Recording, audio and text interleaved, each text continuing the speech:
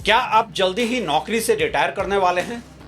क्या आपके घर के बुजुर्ग रिटायर हो रहे हैं? क्या अब है भी किसी के पास सोशल सिक्योरिटी के नाम पर वो रिटायरमेंट का पेंशन जो अभी हाल तक रिटायर हुए लोगों के लिए बुढ़ापे का सहारा हुआ करती थी? जिस देश के बुजुर्ग असेट नहीं लायबिलिटी बना दिए जाएं और सर्वाइवल की क्राइसिस से गुजरने पर हो मजबूर, वहां समस्या सिर्फ पास्ट की नहीं बल्कि प्रेजेंट और फ्यूचर की कहीं ज्यादा दिखती है। 15 करोड़ से ज्यादा जनसंख्या वाले बुजुर्गों का देश भारत एक सीरियस रिटायरमेंट क्राइसिस की तरफ बढ़ रहा है और ये एक ऐसी समस्या है जिस पर कि कोई बात भी नहीं करना चाहता है। इसे लेकर ना तो देश में कोई सेंसिटिविटी है और ना ही कोई कंटिजेंसी प्लानिंग। कहीं किसी मेन स्ट्रीम नैरेटिव में आगे रिटायर होने वाले लोगों के सर्वाइवल पर बात भी नहीं होती है। हम सब पूरी जिंदगी शिद्दत से यह सोचकर काम करते हैं कि बुढ़ापे में एक सुकून की जिंदगी पूरी डिग्निटी के साथ जी सकें, राइट?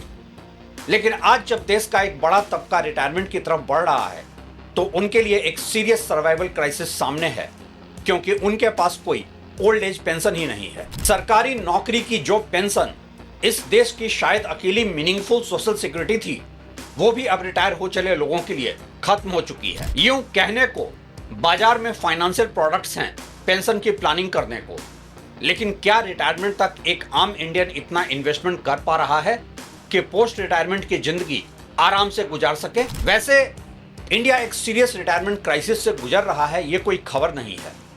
खबर तो ये है कि ज्यादातर लोग या तो इसको लेकर इग्नोरेंट हैं या फिर उनके पास कोई चॉइस ही नहीं है।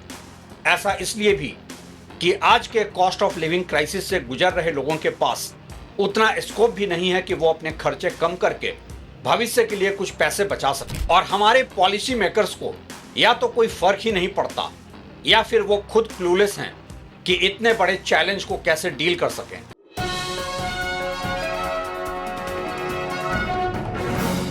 नमस्कार, आप देख रहे हैं track to reality with Ravi Sinha. हम सभी पूरी जिंदगी कड़ी मेहनत इसलिए करते हैं ताकि बुढ़ापे में डिग्निटी के साथ पीसफुल जिंदगी जी सकें, राइट? लेकिन नहीं, दुर्भाग्य से भारत जैसे तेजी से बूढ़ी होती आबादी वाले देश में अधिकांश वरिष्ठ नागरिक अपने सबसे बड़े डर की ओर बढ़ रहे हैं। बिना पेंशन के cost of living crisis. Bharat के पेंशन संकट की ओर बढ़ने की बात नई नहीं है। असली चिंता यह है कि अधिकांश भारतीय या तो इससे अनजान हैं, फाइनेंशियल अवेयरनेस की कमी है, या उनके पास कोई विकल्प ही नहीं है, क्योंकि वे आज की अर्थव्यवस्था में बढ़ती महंगाई और लिविंग कॉस्ट के संकट से गुजर रहे हैं। और पॉलिसी मेकर्स या तो इस क्रिटिकल चैलेंज को लेकर गंभीर नहीं हैं या फिर उन्हें समझ नहीं आ रहा कि इससे कैसे निपटा जाए। इंडिया में कोई सोशल सिक्योरिटी का कॉन्सेप्ट ही एग्जिस्ट नहीं करता है और कल तक जो ओल्ड एज पेंशन स्कीम थी, जो कि इन्फ्लेशन एडजस्टेड भी थी क्योंकि उसमें पीरियोडिक डीए यानी कि महंगाई भत्ता भी जोड़ा जाता था, वो अब खत्म हो चुकी है।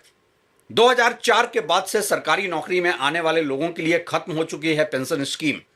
देश में इतना टैक्स भरने के बाद भी सोशल सिक्योरिटी का आलम यह है कि वो सिर्फ प्रिविलेज लोगों के लिए है, मतलब कि जनप्रतिनिधियों के लिए, और वो ले सकते हैं उम्र भर मल्टीपल पेंशन, एमएलए, एमपी, इन सब का अलग अलग।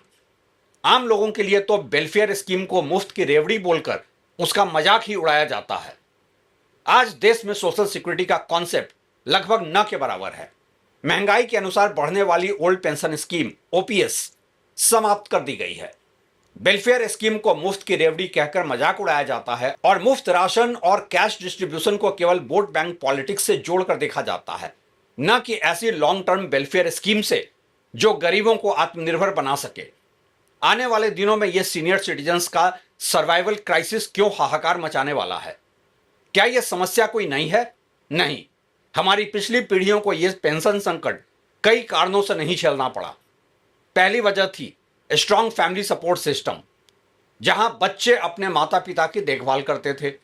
आज न्यूक्लियर फैमिली सामान्य बात हो चुकी है और युवा भी फाइनेंशियली स्ट्रगल कर रहे हैं, इसलिए यह सहारा कमजोर पड़ रहा है। दूसरी वजह थी कि सरकारी कर्मचारियों के लिए पुरानी पेंशन योजना एक प्रकार की सोशल सिक्योरिटी थी, लेकिन अब एनपीएस, नेशनल पेंशन सिस्टम, या उसका नया रूप यूपीएस, यूनिफाइड पेंशन स्कीम, उतना बेनिफिशियल नहीं है। ये मार्केट लिंक्ड यानी कि बाजार के रिस्क से जुड़ा हुआ है और इन्फ्लेशन के प्रोपोर्शन में नहीं बढ़ता है। गैर सरकारी कर्मचारियों के लिए पहले विरासत में मिली जमीन और संपत्ति आर्थिक सहारा होती थी, आज प्रॉपर्टी परचेज में रियल प्रॉफिट तो बैंक और बिल्डर को होता है। सबसे महत्वपूर्ण बात यह है कि 2-3% के रेंटल रिटर्न के कारण रियल एस्टेट अब भारत में रिटायरमेंट प्लानिंग का हिस्सा नहीं रह गया है, जैसा कि कई अन्य देशों में होता है। पहले एवरेज लाइफ स्पैन कम थी, इसलिए बहुत बड़े रिटायरमेंट फंड की जरूरत नहीं पड़ती थी, लेकिन हेल्थ सर्विसेज में इंप्रूवमेंट से लाइफ एक्सपेक्टेंसी बढ़ गई है। इसलिए UNFPA United Nations population fund की रिपोर्ट के अनुसार इंडिया में वर्तमान 15.3 करोड़ सीनियर सिटीजन्स 60 वर्ष और उससे अधिक की संख्या 2050 तक बढ़कर 34.7 करोड़ हो सकती है। यानी भारत की लगभग 20.8% आबादी सीनियर सिटीजन्स की होगी। भारत में बुजुर्गों की संख्या बच्चों से भी अधिक होने का अनुमान है और इनमें से अधिकांश लोग आर्थिक रूप से रिटायरमेंट के लिए तैयार नहीं हैं। कुछ आंकड़े जो खुद की कहानी बयां करते हैं। आज 93% भारतीय असंगठित क्षेत्र में काम करते हैं। संगठित क्षेत्र की नौकरियां भी घट रही हैं और सैलरी ग्रोथ इन्फ्लेशन के बराबर नहीं है। इकोनॉमिक सर्वे के अनुसार भारत के केवल 12% वर्कफोर्स के पास फॉर्मल रिटायरमेंट सेविंग प्लान है, जैसे एनपीएस, पीएफ या ग्रेच्युटी। ट्रैक टू रियलिटी के सर्वे के अनुसार 78% भारतीयों को अपने रिटायरमेंट प्लानिंग की कोई स्पष्ट समझ नहीं है। टैक्स बेनिफिट मिलने के बावजूद सरकार समर्थित एनपीएस को लिमिटेड एक्सेप्टेबिलिटी मिली है। बीपीएल श्रेणी में अटल पेंशन योजना एपीवाई के 94% खातों में केवल 1000 मासिक पेंशन सीमित है। केवल 5.3% आबादी एनपीएस और एपीवाई से कवर होती है। इंडिया में साइलेंटली एक रिटायरमेंट क्राइसिस पनप रहा है, जहां पेंशन असेट जीडीपी का केवल 3% है। केंद्र और राज्य सरकारें अपने कर्मचारियों के पेंशन पर लगभग 9.6 लाख करोड़ खर्च करती हैं, जो भारत के जीडीपी का 3.3% है। ध्यान रहे, यह केवल जीडीपी का हिस्सा है, राष्ट्रीय संपत्ति नहीं। किसी देश की कुल संपत्ति उसके जीडीपी से कहीं अधिक होती है, क्योंकि जीडीपी केवल एक वर्ष में उत्पादित वस्तुओं और सेवाओं का मूल्य मापता है, जबकि राष्ट्रीय संपत्ति में सरकार, व्यवसाय और नागरिकों की सभी फाइनेंशियल और नॉन फाइनेंशियल असेट शामिल होती हैं। फिर भी जीडीपी के आधार पर भी भारत ऑस्ट्रेलिया के 130%, ब्रिटेन के 100% और अमेरिका के 150% जैसे विकसित देशों से बहुत पीछे है पेंशन फंड के मामले में। अधिकांश भारतीयों के लिए इसका मतलब साफ है, बुढ़ापे में सरकार आपकी देखभाल नहीं करेगी, आपको खुद ही तैयारी करनी होगी। और आम भारतीयों को बढ़ती महंगाई, हाई मेडिकल इन्फ्लेशन और लंबी उम्र की वास्तविकता का सामना करना पड़ेगा, जो पड़ी बचत को भी खत्म कर सकती है। डीएसपी पेंशन फंड की रिपोर्ट के अनुसार भारत का रिटायरमेंट सेविंग गैप, यानी रिटायरमेंट के लिए आवश्यक राशि और वास्तविक बचत के बीच का अंतर, हर साल 10% की दर से बढ़ रहा है और 2050 तक 96 ट्रिलियन डॉलर तक पहुंच सकता है। 2024 Mercer CFA institute global pension index में भारत 48 देशों में सबसे अंतिम स्थान पर रहा। 2023 में भारत 45वें स्थान पर था। यह इंडेक्स पेंशन की पर्याप्तता, स्थिरता और विश्वसनीयता का आकलन करता है। भारत की कमजोर रैंकिंग का कारण कम पेंशन कवरेज, अपर्याप्त रिटायरमेंट आय और रेगुलेटरी ओवरसाइट की कमी है। भारत में मुख्य रूप से 3 प्रकार की पेंशन व्यवस्थाएं हैं।